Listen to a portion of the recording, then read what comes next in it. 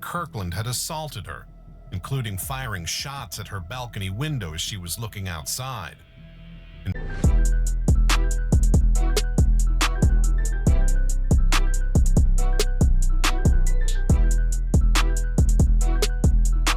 What's up, YouTube? It's your boy Goose, man, with another reaction. This video, well, if you haven't already, man, like I say in my past videos, like, comment, subscribe, turn your post notifications on so you will know when I drop my next video. I'm not saying no title because the titles be misleading us, man. I done had a couple videos where the title just misled me all the way into the wrong shit, you know? So, as we go, I'm going to stop it and I'll make my own title. Let's get over to it. On March 12, 2023, police in Vancouver, Washington received a call from a worried grandmother. Her daughter and granddaughter, 27 and 6 years old, had gone missing. Miche was a single mother, and her daughter Layla was her whole world. There was no obvious reason for them to abscond without telling their family members. Something darker was at play. It's been since last Sunday since anybody heard, seen, or talked to my daughter and granddaughter. I'm missing a whole part of me. That's my sister and that's my niece. We don't know where they're at. One of the last people to see Miche Melendez alive was this man, Kirkland Warren. He was Miche's ex-boyfriend, and they'd had a tumultuous relationship. But Kirkland said they were working things out, or they had been, when Miche and her daughter disappeared. A young mother and a vulnerable child. It was imperative that the police find these two missing persons as soon as possible. But soon enough, their investigations would reveal a twisted history and a murder that would leave Vancouver scarred for generations to come. I don't come here with all questions. I do have some answers. What do you think my answers are? Let's uncover those answers here on The Decoder, where we'll dive into exclusive interview and body cam footage to tell the terrible story of what happened to Miche Melendez.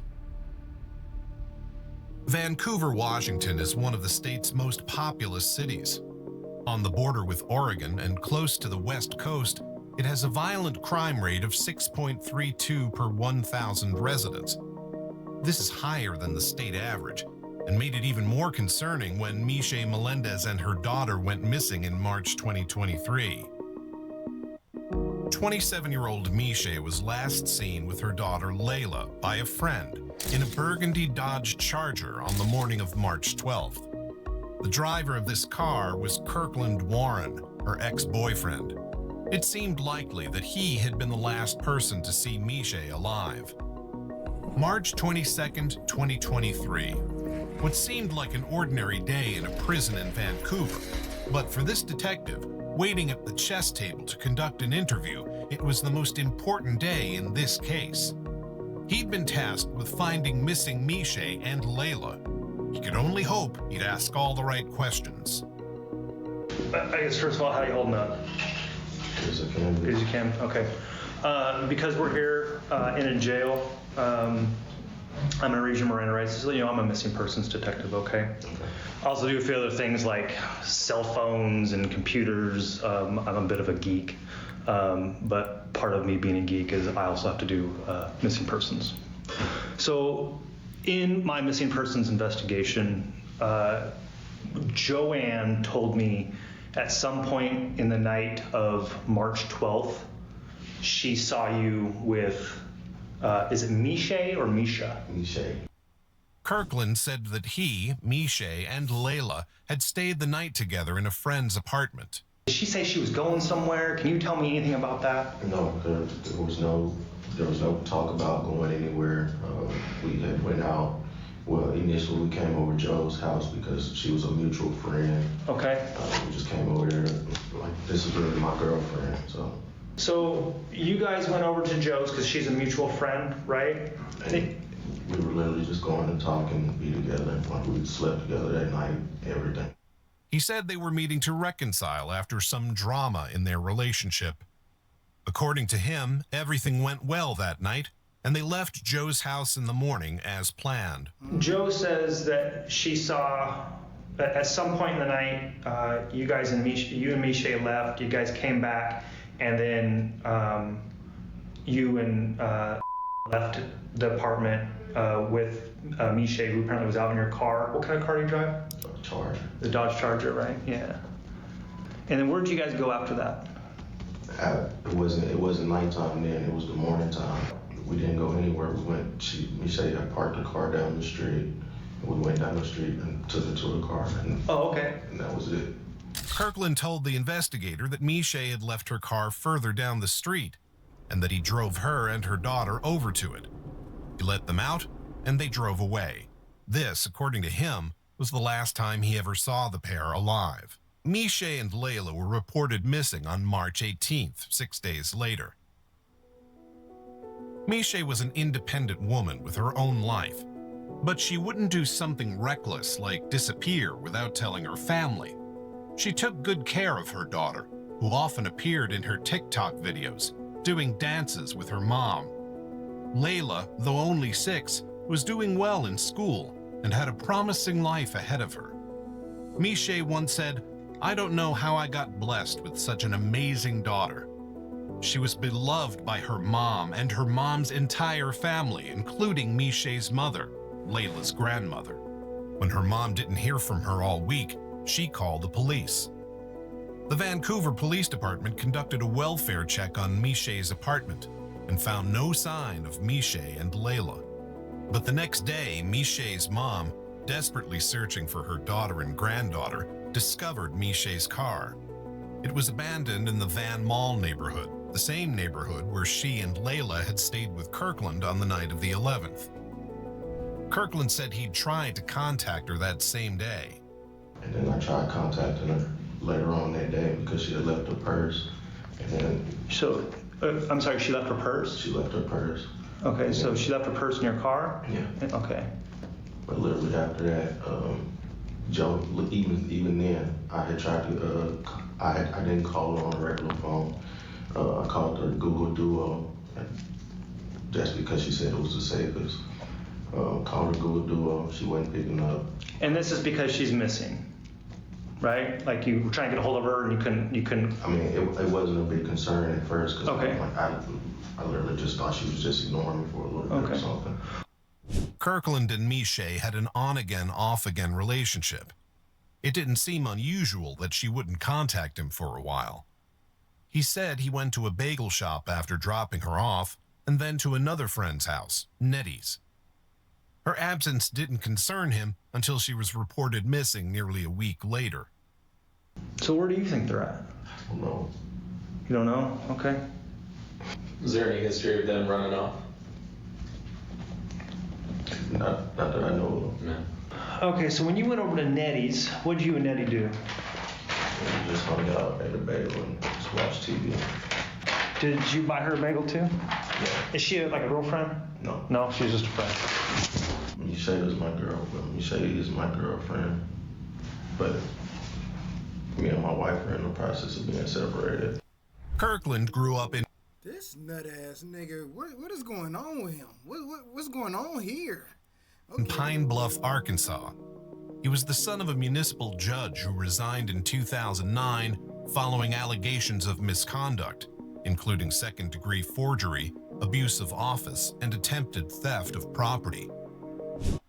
Worried about YouTube banning ad blockers? No need, just use Pi. The internet is so overrun with ads, it's barely usable. In the last few years, Kirkland had moved to Vancouver, Washington, where he married a woman named Monet Tyler Warren. She and Kirkland had 2 daughters. Aged 26 in the spring of 2023, she worked at a bank in Portland. But she'd recently been accused of stealing money from customer accounts and transferring it to others. The theft amounted to nearly $25,000. This wasn't a random, unconnected incident. On November 21st, 2022, Monet's credentials were used to alter account information at the credit union in order to steal, and $20,000 was transferred into an account under Misha Melendez's name. Miche was also seen on surveillance footage opening an account at the credit union that same month and exiting Monet's car. The two women knew each other and may have been tangled up in a criminal scheme together. This made sense with Miche's social media presence. She was an active TikTok user until her last post on December 20th, 2022. Right around the time of the thefts from the credit union, she began to go dark online, perhaps trying to minimize her exposure in case of an investigation.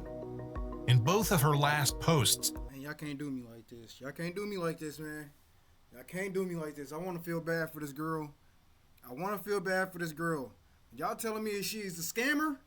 I don't give a shit. Don't do that, man. Don't do that. Don't do that. she could be seen with Kirkland. Fuck. But what was Miche and Monet's connection? How had they developed the scheme if they were in... And you know she with that nigga. I mean, she with that girl. I mean, you know he with that girl, which is your friend. Bro, it gotta be Monet. It gotta be Monet. Whatever the fuck her name is, Monet. She probably the killer, man. Indeed, both involved. The only thing the two women had in common was one man, Kirkland Warren. And Monet blamed Kirkland when she was questioned by police. She said she'd been changing the account information on behalf of her husband, who'd asked her to help him steal money. He said he was divorcing Monet, but his relationship with her wasn't just turbulent, it was criminal. And this went for his relationship with Miche, too. They'd been staying at their friend's apartment instead of one of their own for a specific reason, a restraining order. And you guys were going to stay, how long have you guys been staying there? Literally the first night. Okay, gotcha. Because we, like I said, wasn't trying to violate or get caught violating. Understood. The previous December, Miche had called 911 to report that Kirkland had assaulted her, including firing shots at her balcony window as she was looking outside. In February, investigators had corroborated her story with a friend, who was also present during the altercation. But a mere 2 weeks later, on February 17th, Miche recanted the accusation. She said she'd lied about the shooting and that she and her friend both had mental health and substance abuse problems. She discredited herself and wanted the police to assure her that Kirkland wouldn't be arrested. But the police... Come on. I know it's about to start getting good, but let's be real. Let's be real. I say this in all my videos. Once a nigga starts showing he's a piece of shit, you gotta go. Police found this suspicious. On March 2nd, they arrested Kirkland on charges of second-degree domestic violence assault, drive-by shooting, making a false statement, harassment, and possession of a stolen firearm. The prosecutor said he posed an extreme risk to Miche's safety, with a score of 31 on a scale of 1 to 18. The judge held him on bail of $100,000 and ordered a domestic violence no-contact order. Kirkland violated this order within only hours of its issue. He called Miche twice from the Clark County Jail, saying she was the reason he'd been arrested and that he needed her to get the charges dropped. She said she was trying her best. He was released on bail later that day, but was cited in court for violating the no-contact order. A higher bail and GPS monitoring was ordered on March 6th, but the next day, the case was dismissed, and he was not fitted with a GPS monitor. They're not protected. DV has never really been taken seriously. The restraining orders are false security blankets. He was released with no GPS in the first place. With this troubled history, he was the first suspect the police looked to in their investigation of the mother and daughter's disappearance.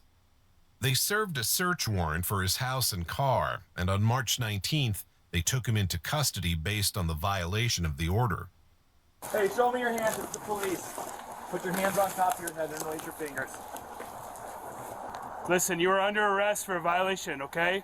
Do you understand? If you do not obey commands, force may be used against you. Do you understand? This gave the police the opportunity to interview him about Miche and Layla. Or do y'all think they was in on it together? him and his wife, do you think they was in on it together? So, I mean, I'm trying to gather leads, right? So, if you were me, where would you go looking for? And again, if I find, I'm likely going to find Miche, right? So, where do you think they're hiding out at? Where do you think would go? Where would she want to be? I don't know. The only, and then like I said, again, I'm not trying to point fingers or anything. Her ex-husband literally took and wouldn't give her back for a couple days, and we had an issue with that. So when was that? This was like sometime last year, maybe. Kirkland suggested that maybe Miche's ex-husband had something to do with it. But the police had already visited him and determined that Miche and Layla weren't with him. And unlike Kirkland, he didn't have an outstanding no-contact order against him. Fair enough. I'm trying not to get too involved in your other case, right? But like I said, I'm more interested in that little girl. Okay, that is, Miche could be anywhere, right? But I mean, I'm sure you love that little girl like everybody else, right? I mean, that little girl got a lot of family, right? Two of my own. Mm-hmm. And I'm telling you, I'm really, when Miche gave her brother the card, I'm the one that got up in the morning to take Layla to school every morning. And you're kind of soft-spoken. Do you mind if I pull up a chair? Sweet, man. There's no, I got a lot of shit I'm already dealing with, and this just makes everything worse. Like what? Like your other cases? Yeah. All right. Well, I only had one other case, and I've never ran from it. I've always been at every court date on time. I wasn't bailed, never got in trouble since. This is the most trouble I've been in since. Kirkland presented himself, if not as an upstanding citizen, then at least one who was trying to do better and was complying with the terms of his past run-ins with the law. But this wasn't true, because there was something else the investigators knew about him.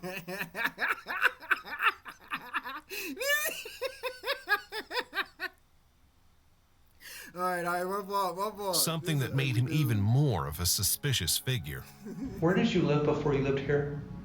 Arkansas. Kirkland hadn't left Arkansas just because he longed for the western seaboard. He'd fled another criminal case, this time a murder. Wow. In November 2017, a 57-year-old man called Curtis Urquhart went missing in Pine Bluff, Arkansas. Earlier that year, he'd been charged with second-degree forgery and theft of property. His body was discovered lying in a ditch by 3 men on December 11th. He'd been shot in the head, and his body had been mutilated by wildlife. He'd last been seen leaving a law office with Kirkland, then 22, on November 27th. This threw Kirkland under suspicion of his murder, and the police brought him in for an interview. Kirkland admitted he'd killed Curtis. That same December, his Google history showed searches for how to get blood out of a car seat, how to beat murder, killing the only witness, and other ways to get away with murder. He'd said he and Curtis had left the notary's office together and driven around. Who dumbass looked this shit up? Dummy. When Curtis had started to demand money from him. Kirkland refused, but Curtis kept insisting, and he said he was scared for his life. He reached under the driver's seat and pulled out a handgun, which he used to shoot Curtis in the head. He then dumped Curtis's body in a ditch and drove away. Kirkland was charged with first-degree murder and abuse of a corpse. He was released on $250,000 bond, and at some point between 2018 and 2020, moved across the country to Washington State. Boy, that justice system ain't shit, huh? He got away with murder. There, What? far from Obviously, obeying the terms of his just said his bail, little he girl continued to violate it. This nigga numb In to that 2020, Vancouver police investigated him for possession of a stolen semi-automatic handgun. shit. Wow. He surrendered it to them, but the following March he lied on an application to buy another semi-automatic handgun, saying he wasn't under indictment for a felony. The application was denied. But he got hold of a gun somehow anyway, because in December 2022, he used it to shoot at Miche's balcony window. Kirkland's murder charge in Arkansas was still pending, and now the disappearance of a mother and child was connected to his name. On March 17, 2023, the day before Mishay and Layla were reported missing, an Arkansas judge revoked his bail in the murder case. On the 22nd, he appeared in court and admitted he was wanted in Arkansas, but refused to waive extradition to be turned over to the authorities there. The judge ordered that he be held without bail. Yeah. And that same day, 2 bodies were found. On Wednesday morning, the Clark County Sheriff's Office got a call from someone who was walking on this rural road in Washougal. The caller described what they believed to be 2 life-sized mannequins down an embankment near a creek. But when deputies arrived on scene, they discovered 2 bodies. Investigators contacted Vancouver police, who determined this was likely Mishay Melendez and Layla Stewart. They'd both been killed by gunshot wounds to the head.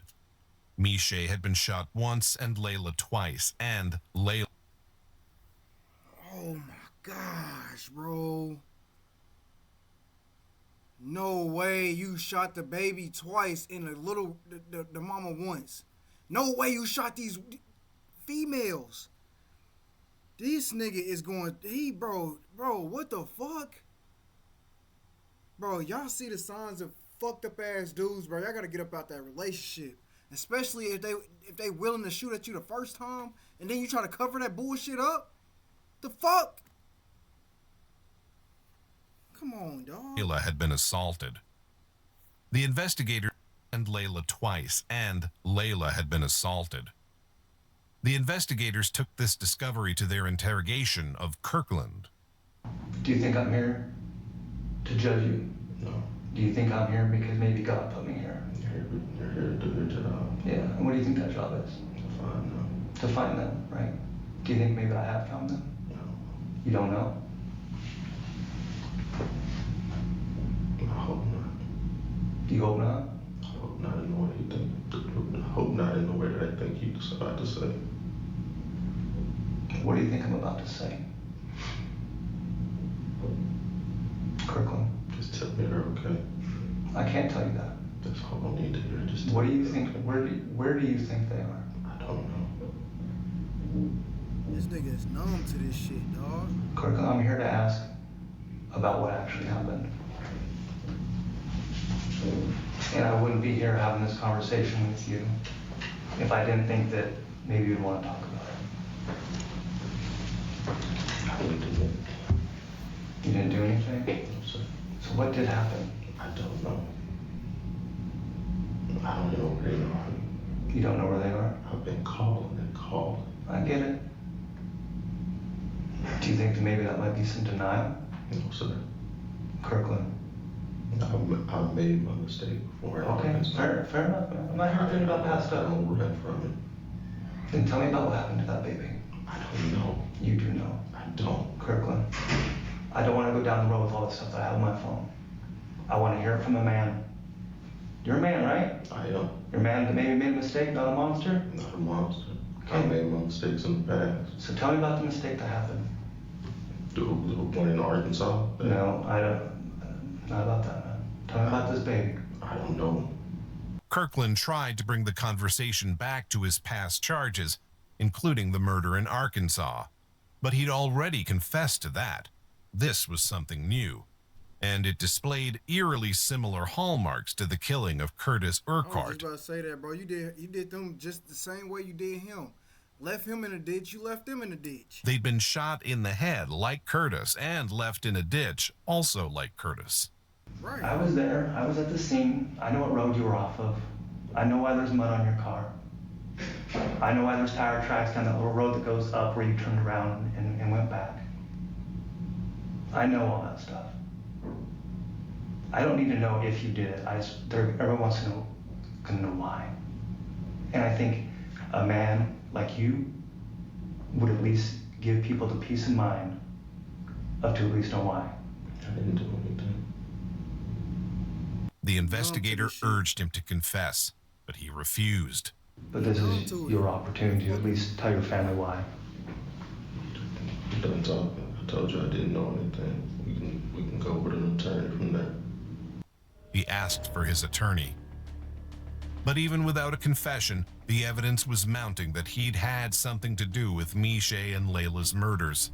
On March 13th and 15th, he texted a friend asking if she knew of secluded local areas like woods or a place where he could bury a gun. On the 15th, he also transferred $4,200 from Mishay's bank account to his own using her phone. He texted another friend on March 18th saying, "I need to get rid of this stolo," which is slang for a stolen car. It was possible he was referring to the Charger that Mishay and Layla had last been seen in. On a search of this car, the police discovered shell casings, a large blue tarp, and both Mishay and Layla's blood. It seemed certain that they'd been killed in his car. They talked to the friend that Mishay and Kirkland had been staying with on the night of the 11th. This friend, Joe, said that they'd both left the house at about 5 a.m. March 12th, saying they were going out to make some money. Kirkland came back in his car at about 8 a.m., blasting loud music with Mishay in the passenger seat. She was naked from the waist down and seemed to be passed out. Joe reached into the car to turn the music down, and Kirkland shouted at her to close the car door. But she didn't suspect something was amiss. Fatefully, she handed Layla and Layla's kitten Rocky over to Kirkland, and Kirkland drove off. Kirkland often took Layla to school, and she trusted him like a father. When she got into his car that morning, she would have no idea what was coming, and no idea that her mom was already dead in the front seat. Her life had so much promise as a 6-year-old child, and it was cruelly snatched away. And Layla had a little kitten named Rocky. That night, pictures of her, she had a kitten on her shirt. She loved cats. And when Joanna Cardinal put her in the defendant's car, she had Rocky with her. And it's our hope that Rocky was the last thing that she saw at the time in which she passed this earth. The loss of Layla has left a void in my heart that can never be filled. Every day, I wake up with the pain, knowing that my little girl will never grow up. Our family has been torn apart by grief and the endless questions that haunt us every day. Why? He a 7-year-old and then shot her and killed her. You have judges that let him out, should never have let him out. Fucked up. You have a district attorney who gave him bail. Why would you give somebody bail Fucked up justice who system, has dog. this kind of a history? Right. With all the evidence mounting, Kirkland had to change his story. He then claimed that he'd given Mishay a pistol to use to protect herself in her line of work, about which he was vague. He said that on that fateful morning they'd been arguing in the car about his second cell phone, and she'd fumbled with her gun during the conversation. She'd accidentally shot her daughter twice and then herself. This was what he claimed. But why try to hide the bodies? And it would be some coincidence with the facts of the case so closely resembling the 2017 murder of Curtis Urquhart. Ultimately, Kirkland Warren had no choice but to plead guilty. He admitted to the murders of Layla and Mishay, and he entered an Alford plea to a charge of assaulting Layla. This plea allowed him to maintain his innocence, but functioned as a guilty plea in sentencing. For these crimes, he was sentenced to life in prison.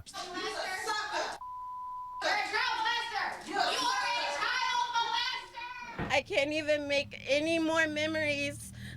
The 7 years was all I had. And it's all because of Kirkland Warren. And I want him to suffer every single day. Mishay's family questions why he was allowed out on bail for the domestic violence charge when he had a murder case standing against him. The trouble is when we have a legal system with district attorneys and judges, they are horribly undertrained in domestic violence. They know laws, but they don't know a perpetrator, they don't know the characteristics of a perpetrator, and they don't know what they do to a victim. He also pleaded guilty to Curtis's murder. His sentence for this 7-year-old crime will run concurrently with the life sentence handed down for the killing of Layla and Mishe. And though Arkansas is a death penalty state, that punishment has been taken off the table. It was abolished in Washington state in 2023. The motive for the murders remains unknown, though his interference in Mishe's accounts and his theft scheme involving his wife Monet suggest it was potentially financial. Monet pleaded guilty to 2 counts of first-degree theft and 2 counts of attempted identity theft, and was sentenced to 2 years probation. Kirkland Warren now begins his life sentence, but the Clark County community is angry, and Mishe and Layla's family won't ever move on.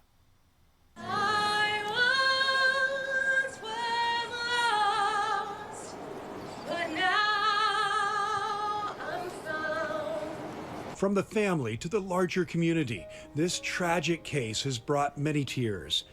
At a vigil at Vancouver's Esther Short Park the weekend after Mishe and Layla's bodies were found, hundreds came out to remember and honor them, including Layla's classmates. We really want to honor the family and make sure they get like lots of support for that Layla and her mom is gone.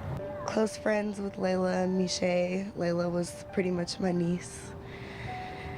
So yeah, this has been very heartbreaking.